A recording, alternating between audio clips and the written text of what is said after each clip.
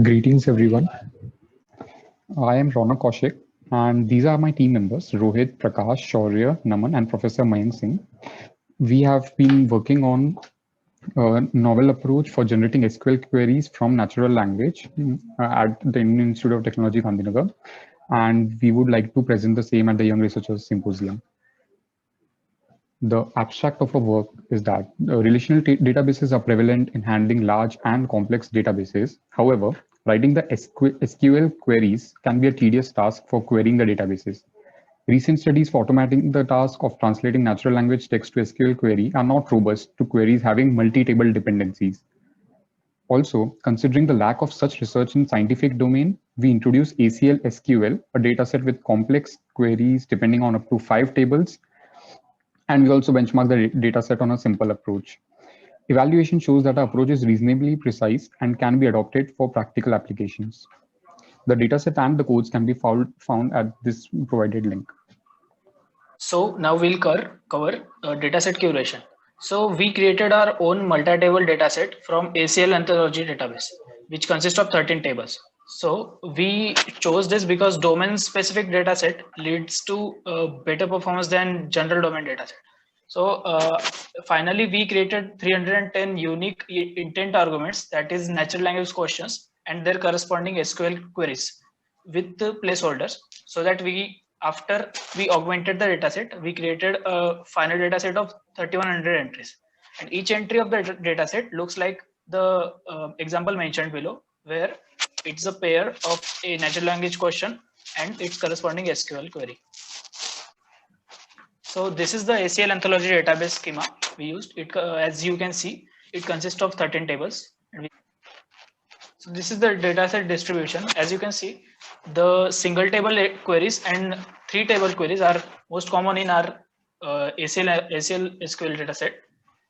So in the figure on the right side of the slide, you can see that the distribution of complex queries and non-complex queries. We have created 2,200 complex queries so that we can generate a better model. So this is a dataset comparison of our dataset with existing datasets. So as you can see, there are not many multi-table datasets available. Most of the datasets are single table, which makes the model pretty easy to make. We used we created multi-table dataset. So our dataset has pretty complex queries. Moving on to our proposed method, the dataset involves complex queries, just like we have seen, with multi-table dependencies. So what this means is that a single natural language question would require information from tables that are linked through 4 to 5 different table columns. And this constitutes a complex natural language question that is to be translated to an SQL query.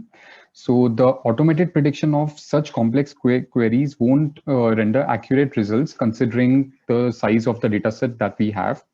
Our approach tackles this problem in parts. We basically divide the SQL query prediction into 3 major components of prediction: the column selection, the table link prediction, and the condition required at the end of the SQL query for picking the right information from the database. So these subtasks are performed using various NLP concepts. The model concepts that we'll be looking in the later on slides are as follows. So we have made use of BERT. So as we all know, BERT is one of the most famous research works from Google, which encodes text data in one of the most efficient way. We have used a very classical NLP approach that is named entity recognition for information extraction on the basis of the names that are specified within the database. Then we have made use of POS tagging, and POS tagging is a basic part of speech tagging that is again a classical concept in natural language processing. And then we have also used Levenstein algorithm, which is again a classical approach, which basically calculates the distance between different words on the basis of the character edits needed for the conversion between the words.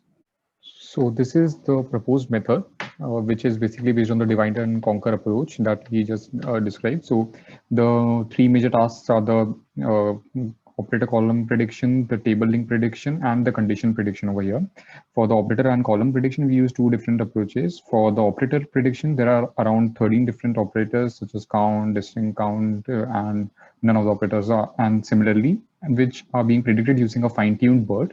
The BERT is directly taken from the pre-trained BERT provided by Google, and then it's fine-tuned on our database.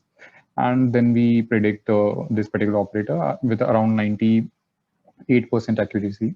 Then we have another BERT that's predicting the operator for the condition. So this again has multiple classes. Some are the numerical operators and some are the grammatical operators. Then we have the column prediction over here. So the column prediction is being done through POS tagging and Levenshtein algorithm. Basically, we have the column names available already through the database schema, and we use POS tagging to sort out the relevant words from the natural language question and then compare those with the column set that we have obtained through the database schema. And the Levenshtein algorithm does a pretty good job at finding the closest match, and we get the column over here. Then we have the table link prediction. For the table link prediction, we are using a breadth first search approach over the database schema.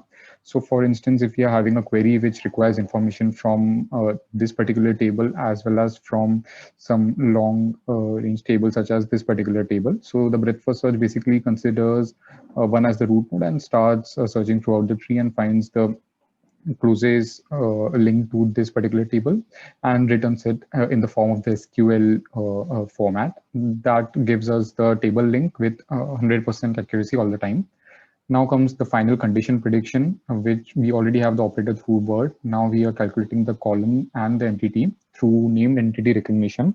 This again is trained using the database that we have by using the model provided by Spacey. And thus we have the complete SQL query over here. Moving on towards the evaluation and results. So as we have already seen, the BERT-based approach provides a 98% accuracy. The POS tagging also provides a 98% accuracy for this. There are specific tasks, and those are all like the best accuracy when compared to the other machine learning-based models. And we also, so these are the final results from our experiment. And as you can see, we have the exact match metric, the semantic match metric. So the exact match metric basically means that the SQL query that is being predicted by our model matches the ground truth SQL query. And we have around 86.67% accuracy over there. And in case of semantic match, we have around 96.67% at the best of the model after fine-tuning the parameters. And so the semantic match accuracy basically means that once the SQL query is used to query the database, we get the required information from the database. And this information that we get should match the actually intended information through the natural language question. So we have a 96.67% accuracy, which is pretty good for the model to be actually used in practical applications. And we also defined a metric for our own purposes, which is query distance, which actually calculates the distance between the queries, not through direct semantic or exact match approach, but a different metric that we have described. And as you can see, query distance for the final model is 1.132, which is the best of the parameter fine tuning.